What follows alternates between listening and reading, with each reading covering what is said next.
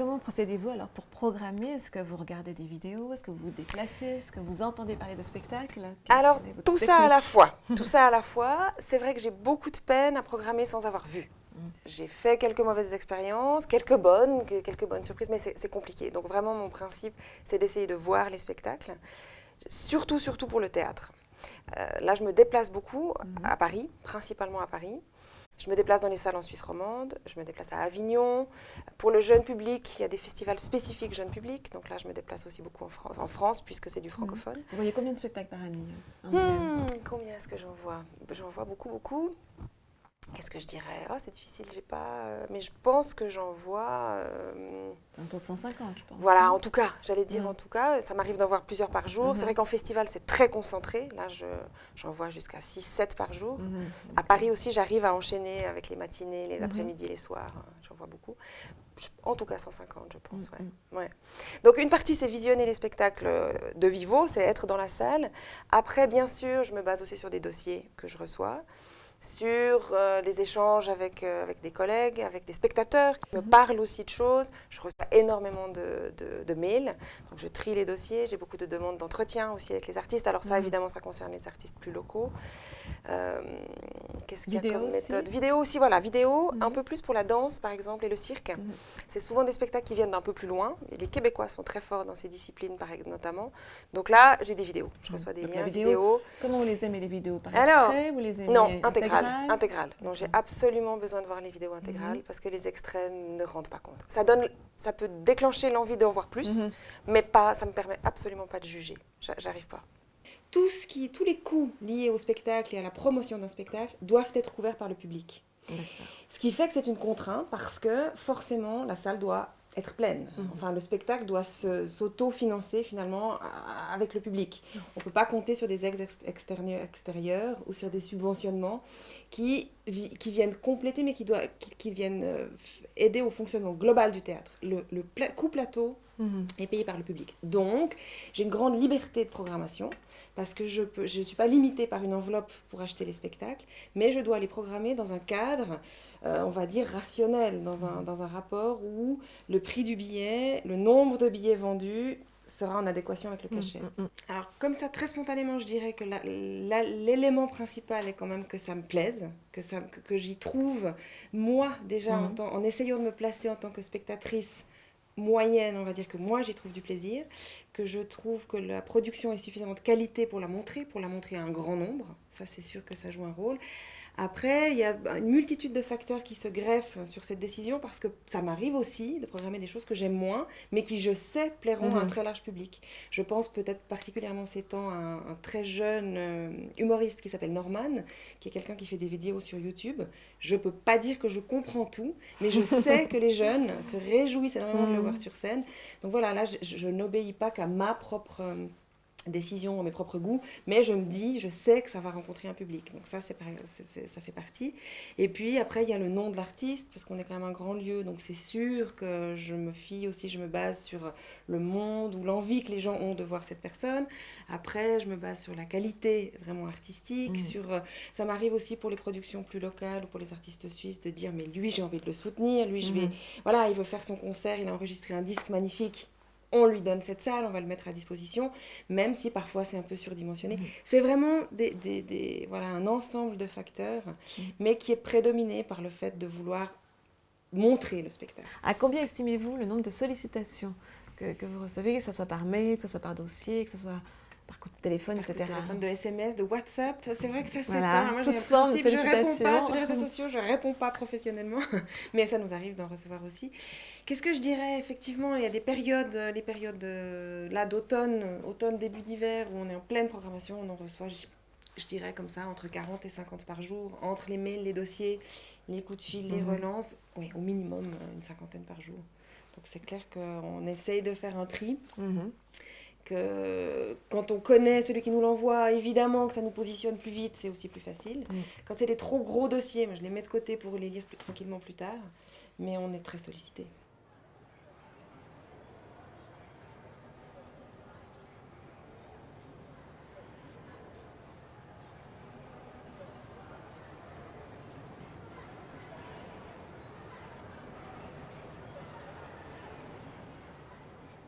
Sur les dossiers, moi je suis vraiment très attentif à la définition écrite du projet. C'est-à-dire que la note d'intention,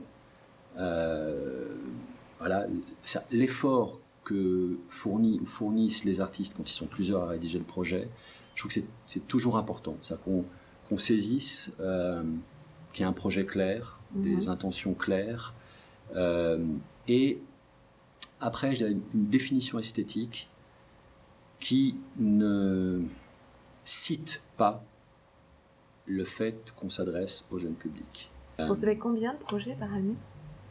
Par Ou année. de pièces vous arrivez à établir Des pièces,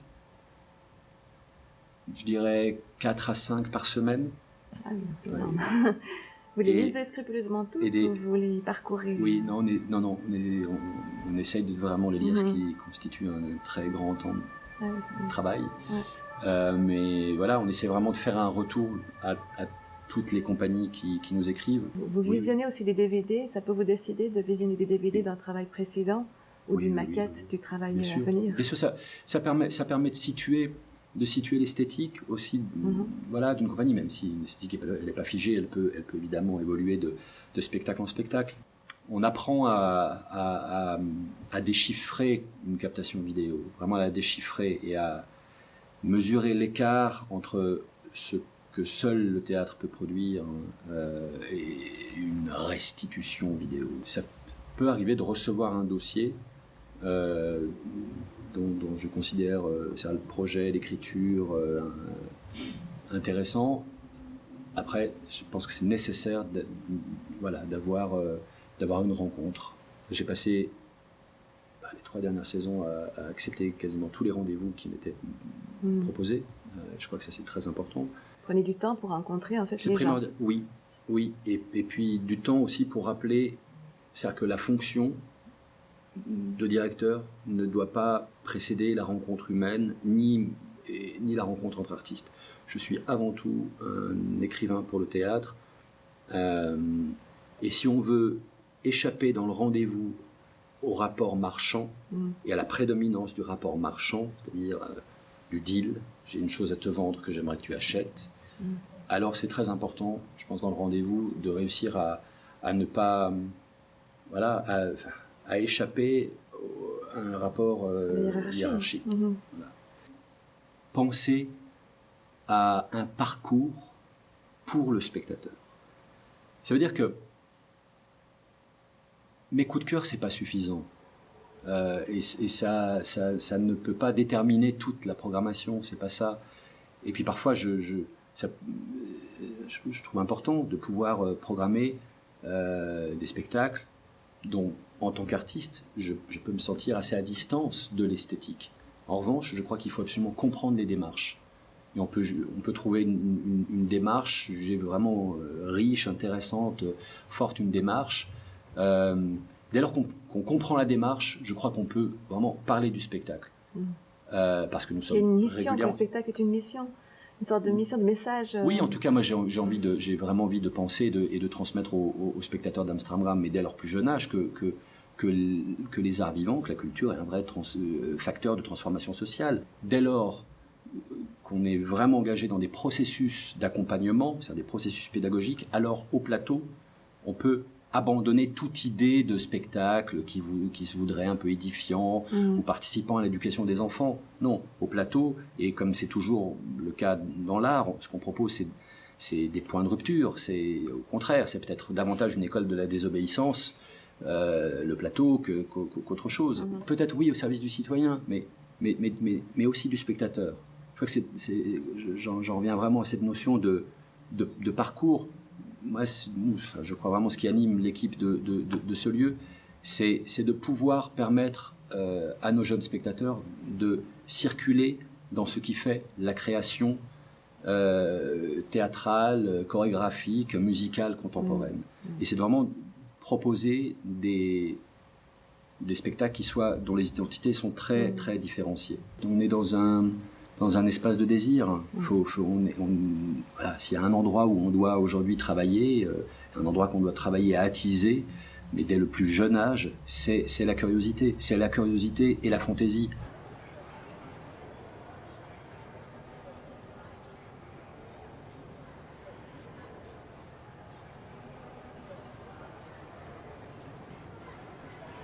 coup, ça, c'est un critère de programmation très clair. Absolument. Vous devez équilibrer entre j'imagine, des coups de poker sur peut-être des artistes qui sont moins connus et des artistes qui sont très connus. Comment vous réalisez votre équilibre? Il y en a peu des artistes qui remplissent une salle de 1200 personnes, c'est assez compliqué. Maintenant, il y a des concerts qui marchent, on en est assez certain. D'autres, on pense qu'ils vont marcher, mais des fois on se trompe. Maintenant, ce qui est très important, c'est de continuer à offrir une programmation pointue et de la découverte, où on sait qu'on va perdre de l'argent sur un concert, mais on sait que c'est important de le faire parce que c'est un artiste qui doit jouer ici. Et généralement, quand on fait ça, c'est parce qu'on a aussi un concert qui va être en positif et qu'on peut se l'assurer d'une certaine manière de ne pas finir en négatif au niveau du budget mensuel. Et alors pour la programmation, comment vous choisissez au fond? Est-ce que vous connaissez déjà les artistes? Il y a plusieurs choses. Je pense que c'est très important de se déplacer, d'aller voir des concerts, ça c'est évident. Sur les gros artistes en général, on les a quand même déjà vus, ou on essaye de les voir avant. C'est une proportion de quoi? De 30% sur la totalité? C'est un tiers? C'est moins. Je dirais, des gros concerts, on essaye d'en avoir au moins 10 par année. Donc comme Sophie Hunger, par exemple. Par exemple. En décembre. Comme Sophie Hunger, qu'est-ce qu'on a eu dernièrement? L'année passée, on a eu Angus and Julia Stone ou Metronomy en mars. Ça, c'est des artistes où on sait que ça va cartonner. Voilà, exactement. Après, sur les découvertes, moi, je me déplace beaucoup sur d'autres festivals, dans d'autres clubs. On a la chance d'avoir un tissu de clubs en Suisse qui est extrêmement fourni. Donc, ça nous permet aussi d'aller voir des concerts dans des plus petites salles. Donc, des artistes qui sont en devenir, mais qui ont un certain potentiel et qu'on sait qu'un jour, on accueillera sur la grande scène. Et puis, je me déplace beaucoup à l'étranger. Où, par exemple? Par exemple, à l'Eurosonic qui a lieu au mois de janvier aux Pays-Bas. Et c'est aussi là qu'on développe. Moi, j'ai un assez gros réseau, ce qui est peut-être la chose la plus importante dans ma profession. En tout cas, un des meilleurs atouts que je peux avoir, j'imagine. Et c'est le fait de pouvoir partager avec d'autres programmateurs. Donc, de pouvoir parler avec les programmateurs de Dour, des Eurokéennes, mais aussi d'autres salles qui accueillent ces artistes ou qui les ont déjà accueillis ou qui vont les accueillir et de pouvoir échanger à ce niveau-là. Et on se partage aussi nos découvertes. Carrément, ils vous recommandent des noms qu'ils ont entendus? Alors oui, ça va dans les deux sens. On se recommande des artistes parmi. Et puis après, ça nous permet aussi, sur ces gros événements où il y a énormément de concerts, de se départager et de pouvoir se donner un retour sur les concerts qu'on a vus. Après, on n'a pas tous les mêmes goûts ou tous les mêmes sensibilités, mais à force, on commence à se connaître. Donc on sait aussi un peu... qui est-ce qu'on écoutera un peu plus que l'autre. Donc voilà, ça c'est une des choses importantes. Et puis l'autre chose, c'est le travail avec les agents suisses. Parce qu'il y a un système en Suisse où les agents nous proposent, eux travaillent avec les agents internationaux, donc anglais ou allemands ou américains. Et ensuite, ils ont les périodes de tournée des artistes. Donc on essaye généralement de booker les artistes dans leur période de tournée. Est-ce que vous avez des contraintes? Est-ce que la salle... ou le public, je ne sais pas, impose un cadre très particulier? Il y a des choses que vous ne pouvez pas programmer. Oui. Vous avez tenté, ça a été des échecs, etc. Vous avez... Non, je dirais une des contraintes que nous avons, c'est une contrainte technique. On a en fait une hauteur de grille de 4 mètres, ce qui est assez peu pour une salle de cette capacité. Donc il y a des productions qu'on ne peut pas accueillir pour faute d'espace en fait. Après, il y a des groupes qui sont prêts à redimensionner leur show en fonction, mais c'est pas toujours le cas. Donc ça, c'est une des contraintes qu'on a. En effet, le propre de la musique, Nia Della Croce, c'est une programmation plus, je dirais plus courte vue, en tout cas plus réactive que la programmation théâtrale. Est-ce que c'est une contrainte avec laquelle, justement, des fois, il faut dealer de face... C'est peut-être un peu plus tendu? Alors, j'ai l'impression que c'est en fait plutôt une liberté qu'une contrainte par rapport à d'autres lieux. Pour avoir travaillé notamment avec des salles en France qui bookent à une année, enfin en termes de saison, donc qui sont déjà en train de boucler leur saison 2016-2017. Nous, ça nous permet d'avoir une grosse liberté en fait par rapport à des artistes qui annoncent des tournées de manière tardive. Maintenant, c'est sûr que sur un gros concert, on va toujours essayer de le booker et de le mettre en vente un minimum de 3 mois avant l'événement. Parce qu'on sait que pour vendre 1200 billets, ça ne marche pas en 2 semaines. Il faut du temps pour faire la promotion de l'événement en question, pour communiquer, pour le mettre en avant et faire en sorte que les gens soient au courant qu'il y ait ce concert. Donc ça, c'est un peu un minimum, je dirais, de 3 mois. D'avoir un programme bimensuel, c'est plutôt c'est plutôt agréable pour nous en termes de liberté de programmation. Maintenant, c'est sûr que c'est arrivé plein de fois qu'il y ait un artiste qui me dise on est là, on a une date, c'est tel jour, et que je sois déjà en bouclage de programme, donc qu'on passe à côté, quoi. Mais c'est bien moins pire qu'un bouclage de saison.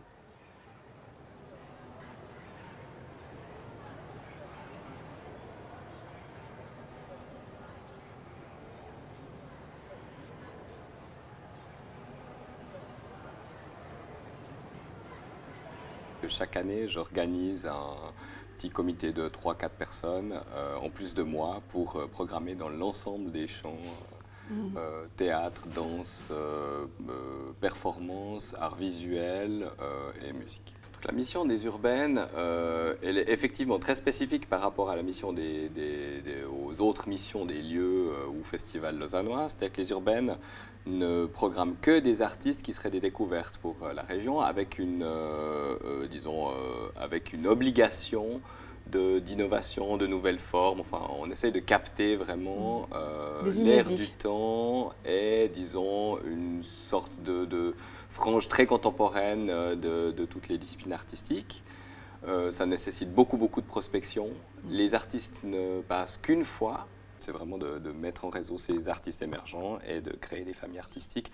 Donc l'idée d'avoir une bonne base locale pour pouvoir l'insérer dans un réseau international est là depuis le tout début du festival, avant que j'en sois directeur, et je porte cette idée avec conviction.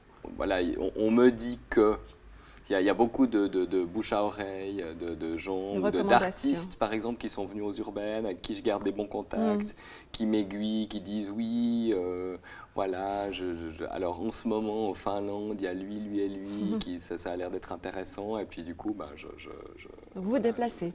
Moi je me déplace. Tout le temps. Ça peut pas être fait sur dossier ou sur DVD ou... Ça peut être tout à fait sur DVD et sur dossier. On a quand même pas mal de gens qui viennent tester des créations chez nous, donc là, il n'existe pas de matériel, ou pratiquement pas. C'est quand même assez difficile de programmer uniquement sur dossier. Disons. En tout cas, j'essaie de rencontrer je rencontre les gens, et il y a tout un travail d'approche. Tout marche sur la confiance, c'est-à-dire qu'avec les artistes aussi, ça marche sur la confiance. Moi, j'ai vraiment l'impression que si on porte l'énergie des gens, leur urgence personnelle, on arrive à un bien meilleur résultat que si on essaie de contrôler la création. Et c'est la même chose avec des curateurs. Oui, il y a quand même des réalités de scène, de salle. Bien sûr, il y a des réalités. Mais bon, ça nous arrive de chercher un endroit spécifique, soit pour des créations in situ. Je sais pas, on a fait une performance dans un car wash l'année passée. Donc voilà, on reçoit sur la boîte mail des urbaines, je sais pas moi, 50 propositions par mois, 60 propositions par mois, qui sont pour une grande partie complètement à côté de ce qu'on programme. Alors en l'occurrence, moi j'examine absolument tous les projets qui m'arrivent, donc ne serait-ce qu'un petit moment. Et puis alors ceux qui m'ont l'air intéressants, je leur donne une suite et je rencontre les gens. Disons qu'on est ouvert. Alors quand on dit petit projet, ça veut dire qu'il n'y a pas 12 personnes sur scène. La plupart du temps, c'est plutôt des solos ou des duos. Même si parfois, ça nous arrive de faire des choses de plus grande ampleur. Au niveau des durées, justement, on est très ouvert à des durées atypiques. Donc ça peut être 15 minutes, mais ça peut aussi être 6 heures. C'est le type de projet qui typiquement a un peu de peine à, disons, être programmé dans une saison classique d'un théâtre et qui chez nous trouverait justement un écrin qui lui convient. Donc sur la totalité du budget, quelle est la part dévolue à la programmation en tant que telle? Les projets artistiques représentent un petit peu plus de la moitié du budget total. Donc, autour des 150, 170. Voilà, c'est 170 000, ouais. Même un peu plus, je crois. Après, il y a les frais de fonctionnement et de salaire. Et puis, avec deux postes fixes à 80 à l'année, c'est l'essentiel disons, de la partie salariale. Et puis, les frais de promotion.